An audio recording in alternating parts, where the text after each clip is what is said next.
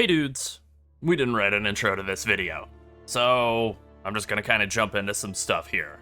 Okay, first off, we've seen a lot of Reddit posts over the last weekend saying that people have gotten a bunch of stuff from the Genesis tree, and I don't actually think that GGG buffed it or anything, but on the other hand, this is from one sitting. I unfortunately didn't have OBS open, but I got a Hinakora's Lock, a Div, and a Foulborne Exalted Orb in the span of like 45 seconds. So maybe just finally lucky, but you know, maybe.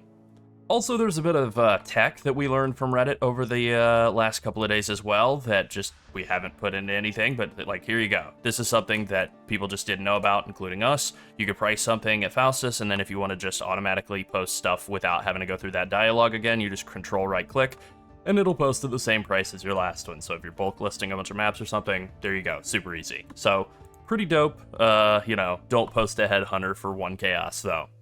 Alright, now let's talk a little bit about Toxic Rain Pathfinder. As it has progressed throughout this league, it's gone from being the, you know, solid, steady, super fast league start build that works well on a budget, all the way up through killing Ubers as planned, but it's even stronger than the initial plan because of a lot of tech that's available through this league.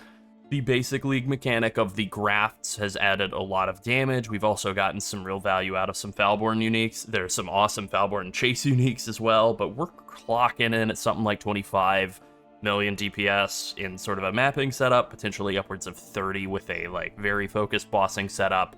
We have Explodey built in. We're insanely tanky. Like I've finally gotten around to doing all the Ubers and finishing 40 of 40 challenges, and I straight up face tanked a bunch of stuff in Uber fights.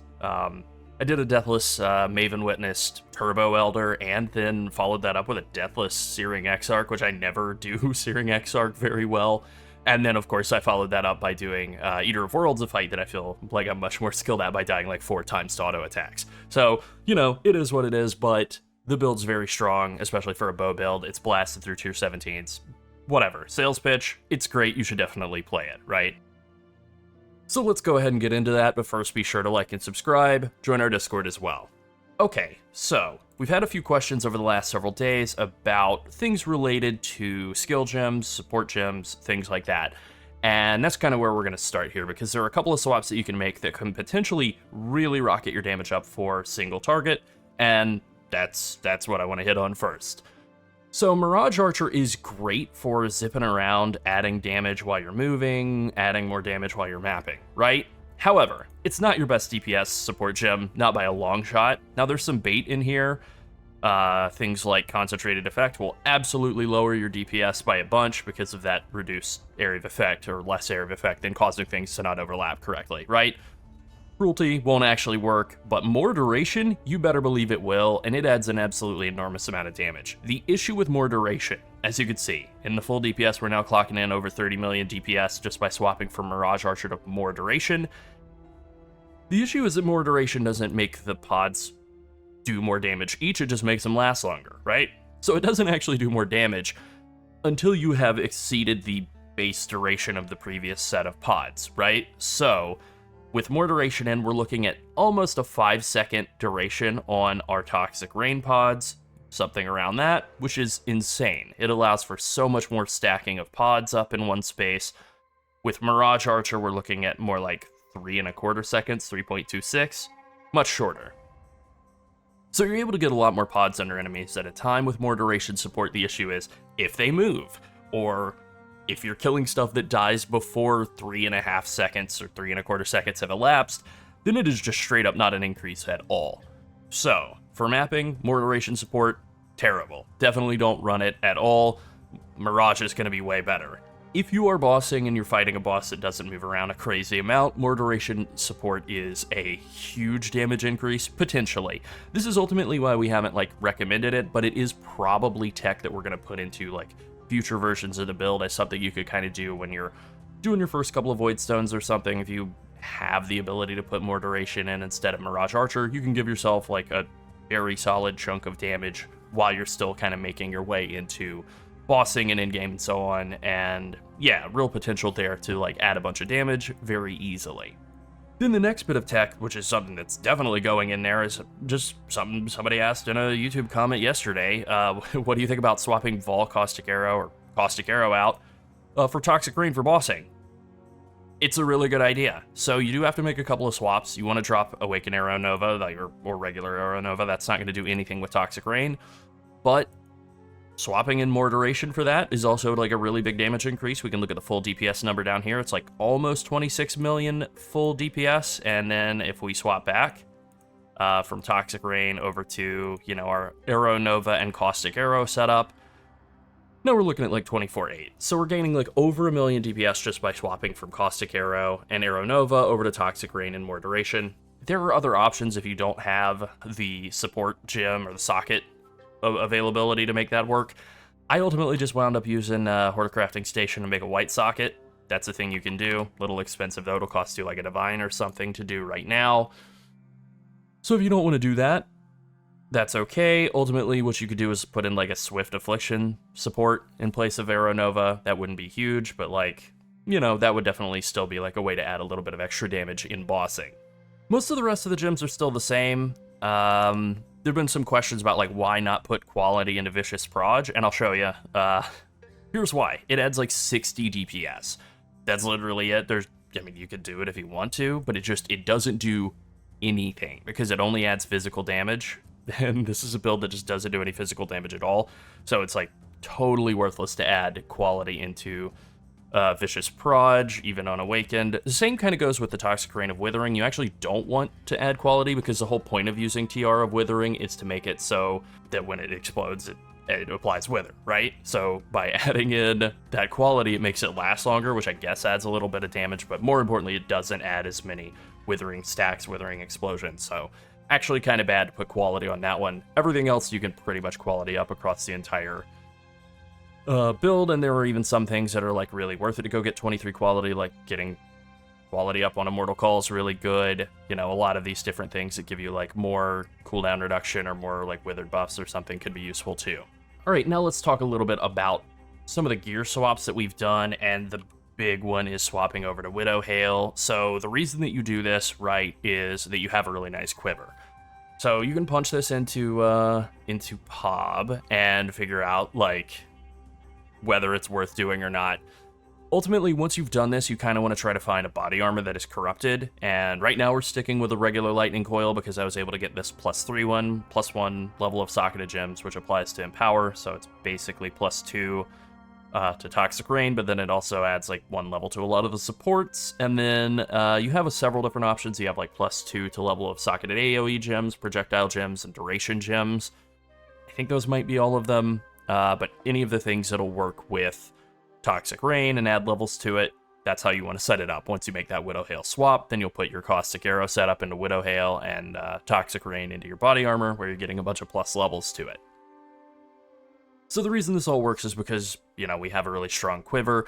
This still kind of needs some re-rolling, to be honest. Like, it has good max life, pretty good max life, but like getting that increased damage with bow skills to go from like 39 up into the like 50 range, you know, from T2 to T1 is definitely like on the agenda. That's like the last little touch that we still have to do, and it'll add a pretty significant amount of damage. Like if we were to jump into PoB and actually bounce that around here, because Widow Hail is such a massive multiplier on the value of your quiver, this is going to be something like 3.5% damage, but let's just take a look here. So if I were to spend a bunch of time Exalt Annulling, yeah, we'd gain like 1 million full DPS, which is no joke, right?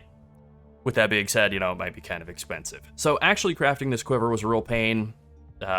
In the Discord, you'll find like linked in the pinned comment of the Toxic Rain Pathfinder thread, you'll find a video where we talk about how to craft this. That craft has not changed. It's still painful. Did it with the Horticrafting Station, you know, very painful, but once you get it, you're good. A couple of other things are new in here as well. Progenesis is the reason why the build feels so incredibly tanky. Getting a Progenesis that you can maintain full uptime on is important. Getting one that's foil is important for looking cool, so yeah, that's good. Going for like quality above like 25% on like your life flask is really good too. Just helps with all that life regen. You know, we're looking at, I haven't looked at it in PoB in a while, 3,200 life regen. Like that's pretty substantial. Maybe we could go even higher than that, get up to like 34 or something with some even better rolls, but this is working, definitely. So one little bit of tech that we've gone with in this league, and we're probably going to be using going forward, is using a flask that has that additional elemental resistances during effect. That has helped with capping fire res, getting fire and or cold and lightning res far enough above the cap that we can do all player mods while doing blue altars. That's just really helped with gearing to get like an extra, whatever it is, 40 all res once all the flask effect is factored in. And then we're getting stun and curse immunity out of the other two. That does mean we're not getting move speed out of a flask. That's kind of the trade-off, but ultimately I think it's worth it.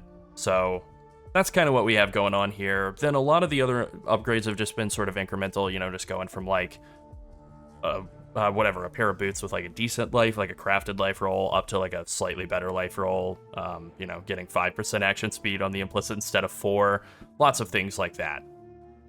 +2 amulet. This is an absolute pain to craft. I will admit, this league, I didn't put myself through it. I just bought it from somebody who was selling one for like 40-something divines, and I thought, that's very expensive, but it felt like a worthy price to not have to go through the pain of crafting it. Normally that is the approach, but this time, didn't feel like it.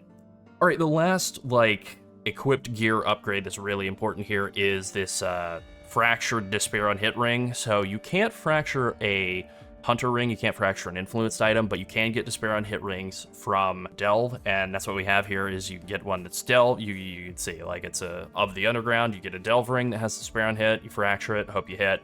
I ultimately bought this from somebody. I think it costs the price of like 2 fracturing orbs, which is like, you know, basically buying it for less than the cost of gambling on that. And then you roll it with corrupted essences, which I think I've sold them all, but let's just double check here. Guess not. All right, Essence of Delirium will give you .multi as a guaranteed suffix, and then you just basically roll it until you're happy with the rest of the stats on there. I got Dex, which then allowed me to do a bunch of tattoos, and then I locked suffixes, used a, what are they called? Veiled Chaos to guarantee life on there, and then crafted on channeling mana cost, and then there you go. Okay, so that is pretty much that for the gear that's, like, equipped. Now I want to hit on some of the Foulborne gear, and one of those pieces is down here, I think. Foulborne Witchbane. This is how we're getting Explodey. So cursed enemies you or your minions kill have a 14% chance to explode. Everything we fight is going to be cursed because of despair on hit. So that means we basically get, like, built-in 14% chance to explode. It does deal damage as chaos damage, which does scale. We can show that off here in the Calcs tab. The on-hit monster explosion scales with all of our increased chaos damage, which we have an absolute, like, ton of, thanks to the overlap over here of Light of Meaning and Unnatural Instinct. And then it also scales with Wither, making everything take increased chaos damage. So if everything's stacked up, basically those explosions do something like 120% of monster life. Then it gets checked against chaos res or whatever, but still, like, pretty huge. Like, we basically just watch things explode, and then there you go. That's kind of it for the, like, Foulborne Jewels side of things, and for the most part with the tree. Like, I have dropped a lot of tattoos in order to make stats work, but then I've kind of swapped some more tattoos back in to make stats work, so ultimately tattoos are just kind of a way to, like, throw away any extra dex or int or other stats. You know, if you don't need them for one reason or another, you can turn them into, like, reduced damage taken from crits, or flask effect duration is really helpful. And then move speed, right? Just move speed everywhere that we could possibly fit it in at the end, which is why we are at, on sheet, 307 move speed modifier. Feels pretty fast, man. You could maybe do something else if you didn't care about move speed. You could do, like, chance to avoid poison seems pretty nice. You could just do, like, flat resistances. Seems lame, but that is also an option. Could help with gearing. As for the Breach Ascendancy, once I got the Progenesis, I said, yeah, I think we're going back to Nature's Boon. Obviously, Nature's Boon doesn't help with Progenesis, but it does give you a lot more move speed out of your Quicksilver and Silver Flask and stuff. And then, like, the small passive, the increased effect of the Flask, is actually kind of nice with Progenesis. Like, you know, ultimately it's pretty good. You could still use otherworldly appendages if you wanted to be just, like, outrageously tanky in conjunction with Progenesis, but it kind of felt like overkill.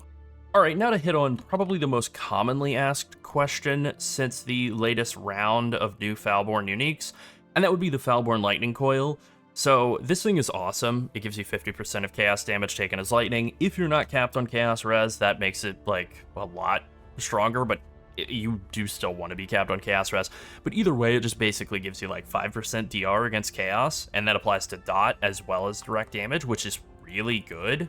So this is a really, really, really good unique, and it has dropped in price a bit. The main thing, though, is that it just removes the life roll, right? Like, we have life roll here, 79 life. Not insane. Just to show this off, if we swap this in, right, we go from, what were we at? Like, 5461 to 5278. So that's, like, a decent chunk of minus life. Not great.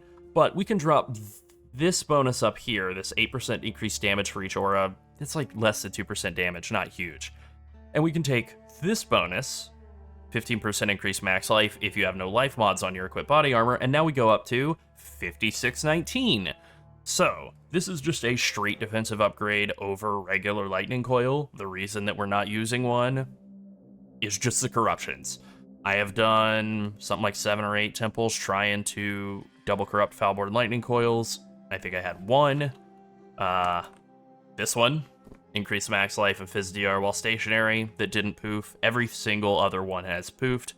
So, you know, not feeling great about just RNG on that front, but like the goal would definitely be to use a Foulborne Lightning Coil instead of a regular one. Ideally, if you're gonna roll it yourself, you probably want to like enchant it before rolling it. You know, like buy it, enchant it with, if I had to stop and think about it a second, probably either like one of the stats, like strength or whatever, or just lightning res, make your resistance gearing a little easier. Then you go, you know, quality it up, and then go corrupt it and hope that it doesn't brick. And if your luck is better than ours, maybe you'll get yourself like a nice +3 one, and then there you go. That is definitely the goal, but like a pretty expensive goal since you're probably going to have to double corrupt it yourself unless you want to spend like hundreds of divines for somebody else to do it. Alright, so that's pretty much the build for the league. It has definitely exceeded every expectation. We didn't swap anything with the grafts this time around, like the dot multi-graft and the attack and cast speed graft are insane. I think the only thing really to do here is probably just to try and like get higher values on them. I don't think you can divine. Pretty sure you can't divine them, so, well, I don't want to take it out to find out, but ultimately that would be it. Like the same mods, but just with better values. Kind of the same thing with the quiver. Those are really the remaining upgrades. It's just like divining items that are already very good to have like max level rolls on all of them.